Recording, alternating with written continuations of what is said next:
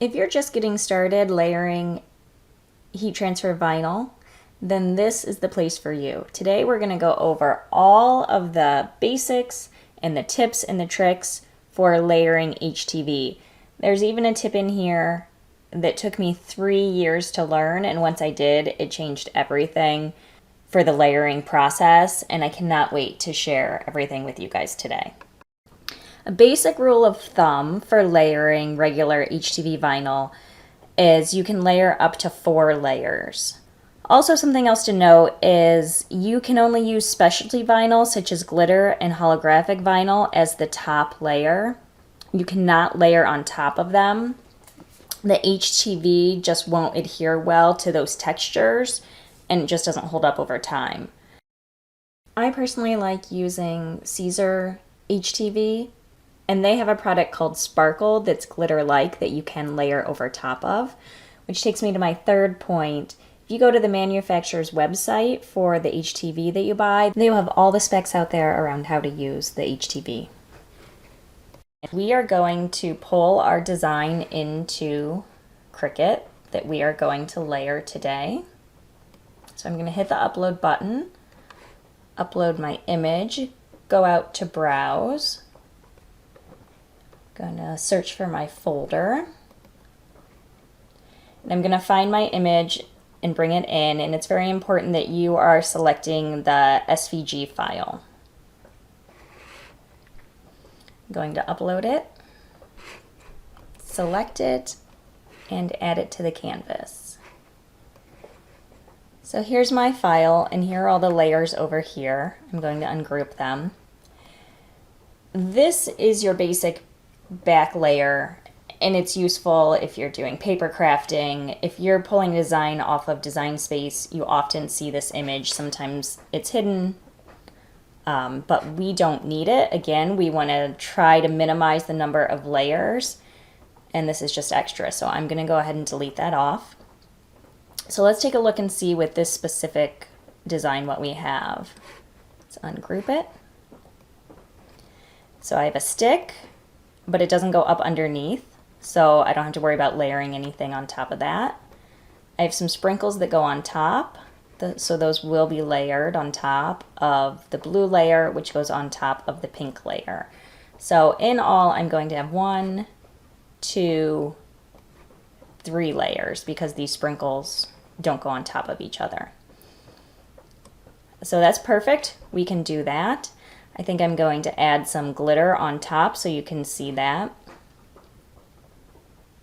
I'm going to go ahead and put these back together just by hitting my undo button. That'll just take you back to where you were.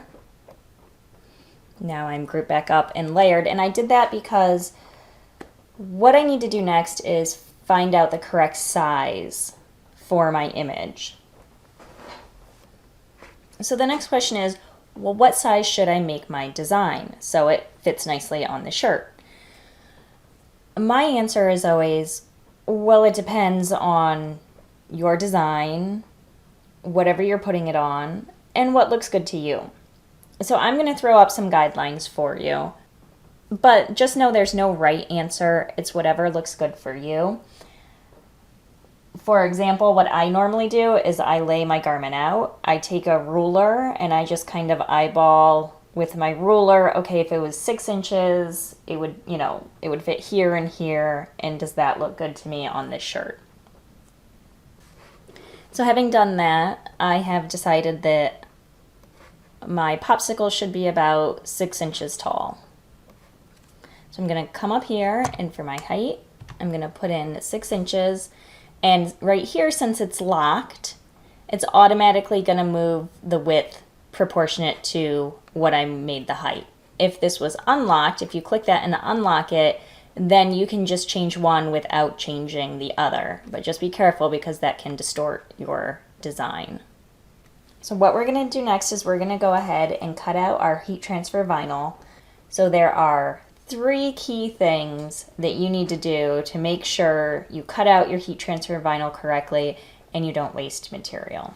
And those 3 key things are, first, you want to mirror your image. So underneath each mat over here is the mirror button. Turn that on. And what I do is I go through and I turn every single one on. You can turn them on as you go, as you cut each mat, but inevitably I forget one. So at the beginning, I just go ahead and I turn the mirror on for each one. And you notice I just mirrored this popsicle stick. Well, it doesn't really matter which direction. I mean, if you mirror it, it's the same as if you don't mirror it.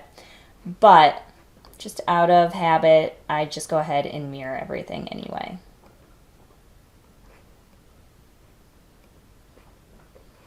Okay, so we've mirrored everything on the mats. Step 1 is done. So we're going to hit continue. And the Maker 3 makes this next step harder to forget because you actually have to go in and search and find your material each time. If you have a Cricut Air Explorer, make sure you turn your dial to iron on if you're doing regular heat transfer vinyl. If you're cutting a glitter heat transfer vinyl, turn your dial to custom and it'll bring up a list that you can search from, similar to what the Maker 3 asks you to do. And you browse all materials, and I'm just going to scroll down until I find the iron-on section, and then I'm going to come and I'm going to find my glitter iron-on. And the first cut it has me doing is one of the sprinkles, and I'm going to make my sprinkles out of glitter. So I'm going to select glitter iron-on for my first cut. Hit done. The glitter iron-on needs a slightly deeper cut, so that's why you have to change the setting. Otherwise it won't cut all the way through and it'll be very hard to weed. So I'm going to go through, and the sprinkles I'm going to cut out in glitter iron-on, and then the rest of it I'm just going to cut out on the regular iron-on setting. Here is my white glitter vinyl, which is my first cut. And your third tip that you always want to remember is you want to take the shiny side of your HTV and put it face down on your mat. You can just press it down. You don't need to use this little brayer tool. Now this vinyl was easy to tell which side was the shiny side, but I have definitely worked with heat transfer vinyls before where you had a hard time telling. And there's a little trick that you can do to find out which side that is. So you want the shiny side down because that's the carrier sheet. So you don't want to cut into the carrier sheet. You want to cut into the vinyl. So if you ever cannot tell, and again, this one's easy to tell, but they aren't all this way, you can peel back a little corner and you can see then easily which one is the vinyl and which one is the carrier sheet. And always make sure, I'm gonna pull back a lot, don't pull back this much, but always make sure that this carrier sheet is face down. And actually for my glitter vinyl, because my mat, it's not super sticky and it's pretty old, I'm going to just take a little bit of painter's tape so it doesn't slide around on the mat when it's getting cut and mess up my cut and waste my vinyl. I'm just gonna do it at the very edges so my tape doesn't end up underneath a cut.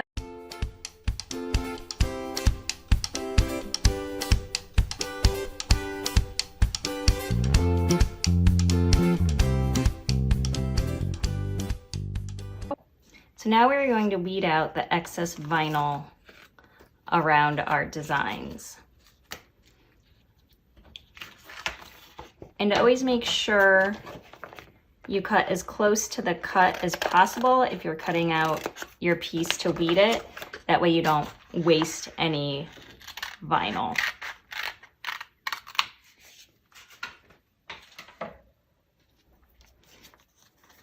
And then what you do with the shiny side down, just like you put it on the mat, grab a piece of the excess and just pull it off.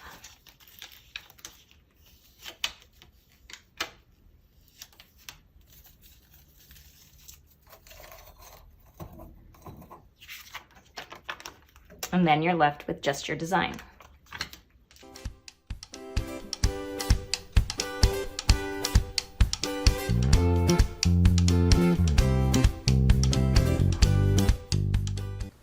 There are three main ways to press your vinyl onto your garment.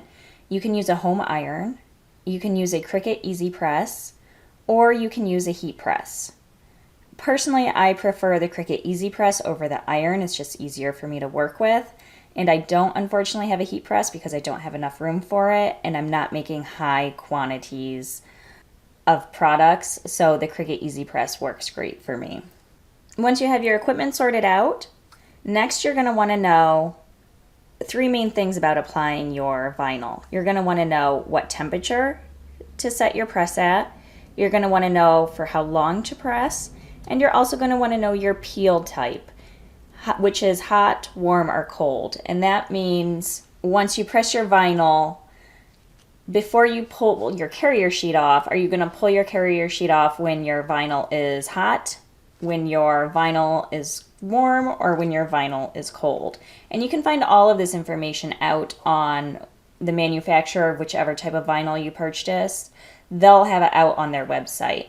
And as an example, I'm just going to put up right now Caesar's website. They have their instructions for applying using regular Caesar Easy Weed with the different type of presses that you can use. You're probably thinking to yourself right now, okay, well, I have two types of vinyl. I'm going to end up with glitter vinyl on top of regular vinyl. So when I'm pressing the glitter on top, what temperature should I use? Because if you looked it up, there are two different temperatures. The regular vinyl temperature for an easy press is 335 versus the glitter temperature, which you should press at 350. Since we're layering, you always want to go with the lowest temperature. So in this case, we're going to use the 335 for the regular vinyl, even when we're pressing the glitter vinyl on top of it. So here's the shirt we're going to use. And there's always a debate, do you pre-wash your shirt or do you not wash it before you put your heat transfer vinyl on? Most people are in the don't wash the shirt before you put it on. That's because a lot of people are making these to sell, and if you send a customer a shirt that has already been washed, it's just not going to look as new. It's going to feel used to them. I never pre-wash mine, more because I'm never remember to do it, and when I'm ready to sit down and do my project, it's too late, and the vinyl works just fine. And then a pre-press is always recommended. A pre-press is a press where you're going to do your design. That's for two reasons. One, it helps get the moisture out so the vinyl sticks better, and two, it gets out any wrinkles you might have in your garment, so you have a nice smooth surface to work with. So I'm going to do a pre-press right in the middle just for about 5 seconds.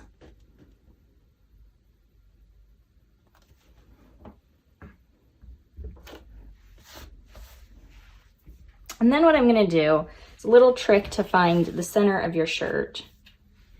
So I'm going to fold it in half.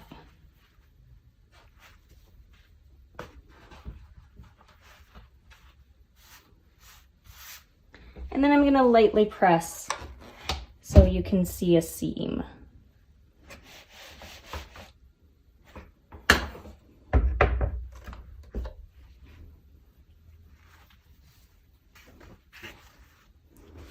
So right there's the line running down the center of my shirt.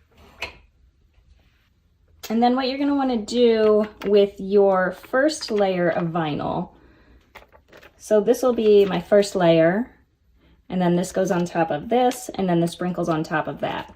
So this will be the first layer I put down. What you'll want to do is you'll want to fold it in half and lightly, don't make a crease, but lightly bend the vinyl so you can see the middle of this as well. And you can line it up, and you know you're in the middle of your shirt.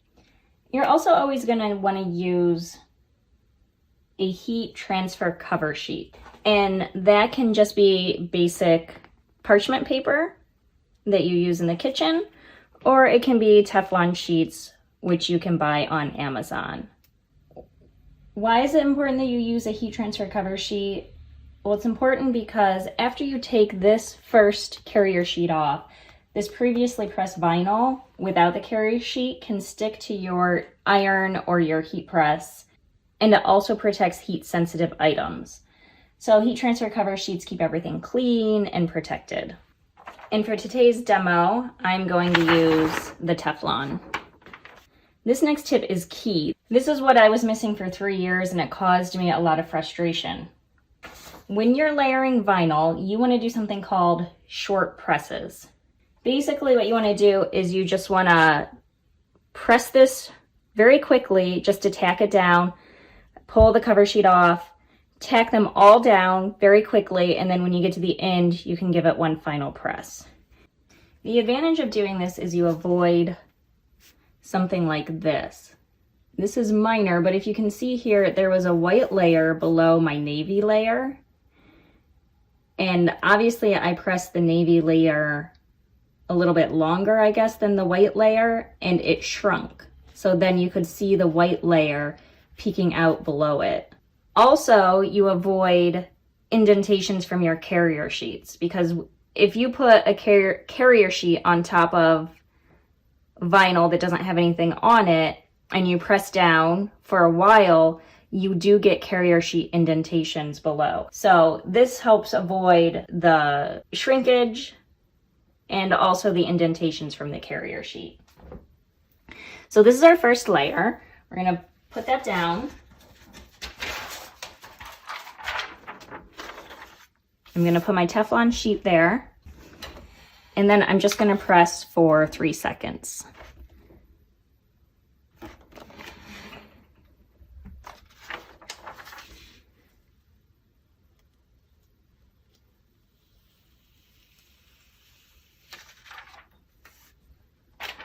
Now I'm gonna line up my next layer.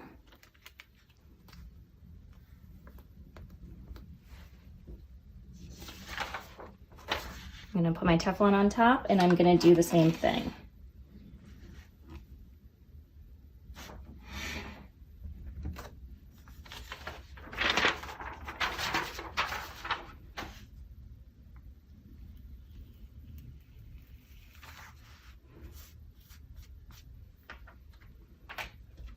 And you can see what I was talking about there. My carrier sheet was here, so if I pressed down too hard and too long, I would have gotten an indentation line right across that. I'm gonna put my little stick on, and I know where the middle is because I can still see this line that I pressed into the middle.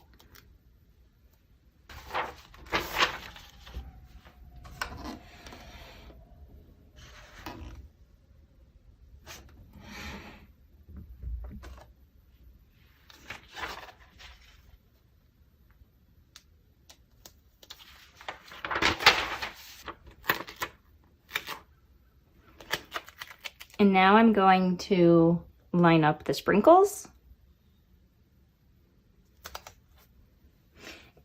And even though this is glitter and requires the higher heat, I'm still, since I'm layering it on top of regular heat transfer vinyl, I'm gonna stick with the time they recommended for the regular.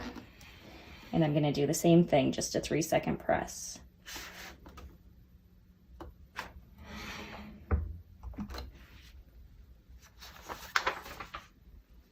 And the glitter actually requires a warm peel, not a hot peel.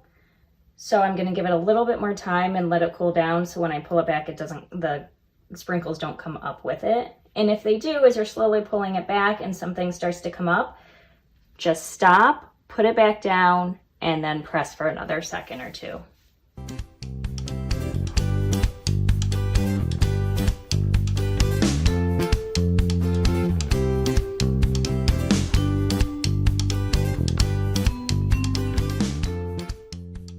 And now that all of our layers are lightly tacked on, we are going to give it one final press. Now for our final press, we are going to press everything for 10 to 15 seconds. Since I have glitter, I'm probably going to do 15. And I do apply light pressure while I'm pressing with my Easy Press. And you might ask, well, why don't you just put it on for a long time to make sure it's tacked on there really well? The danger with that is if you don't press it on long enough, it can come apart when you launder it. If you do press it too long, you can over bake it, and the same thing can happen. You can bake that glue so much that it just doesn't stick very well. Also, there's certain brands of HTV I've used where the adhesive will ooze out from underneath the vinyl onto the rest of your design, and that doesn't look great either. And so you really want to find that sweet spot right in the middle, not too short, but not too long. And that's what we're learning today. Now, this isn't the case for every brand of HTV, but in this particular brand, I know it is. If you can see the grain of your fabric through the HTV, then you're in good shape. It means you probably pressed it long enough. And what I also do is, once I'm satisfied it's on in the front, I'm going to turn it inside out. I'm going to put my Teflon in the middle just to prevent any sticking.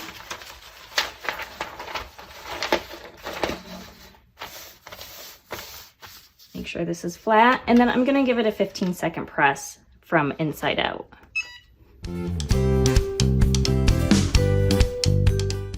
And then you also want to wait 24 hours before you wash your garment.